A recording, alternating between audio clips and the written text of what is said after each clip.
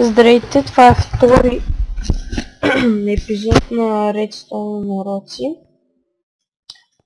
И в този епизод ще ви покажа как да си направите така автоматична врата.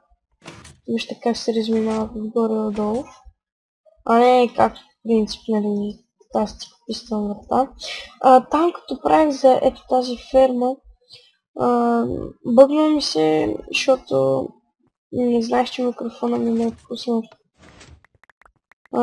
Правих в Fibercraft един епизод, който там си спрях микрофона, защото правих клип с музика. Но не го качих в YouTube, защото се бъгна клипа. Точно тогава избрахме там да строя в един евент и няма значение. И сега как да си направите много лесно. Естествено, ако играете в сервер Stone или Cobblestone, ще ви е Stick Piston, някъде си намерете, чупнете си тая. Redstone и Pressure Plate. Това ви трябва. И ето как ще направим сега. Слагате, примерно слагате сега Cobblestone и отгоре е така. И броите 1, 2, 3, 4, е така. Това го слагате така. И това го слагате отдолу. Е така. 1, 2, 3, 4, 5. 1, 2, 3. Значи 1, 2, 3. Тия Cobblestone трябва да са на 3 квадратчета разстояние. Също и Redstone точно забравих. Забравих, бе! И слагате така отдолу под двата стики пистона.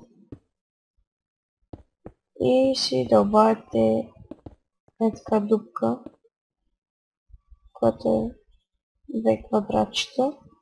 И така свързвате и слагате Pressure Plate. Също е такова долу. Така трябва да стане. И другата страна по същия начин.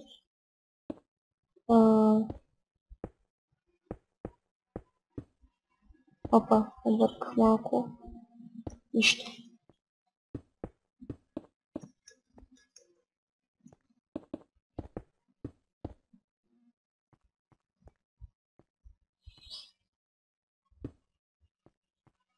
Окей. Малко така обърках. Няма нищо. Да, тук в принцип трябва да си има нещо обърках.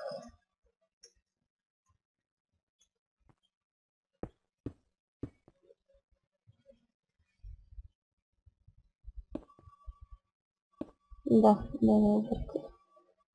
Един Pressure Plate. Тук си го закривате. Може с стон, може и с салат.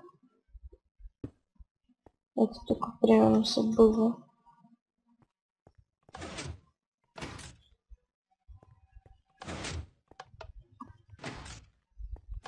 Ето.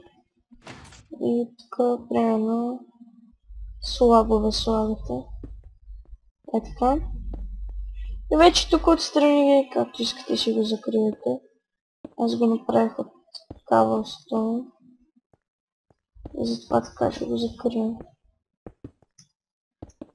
Ако ви е някакъв малък хол, например, тая въртичка е идеална.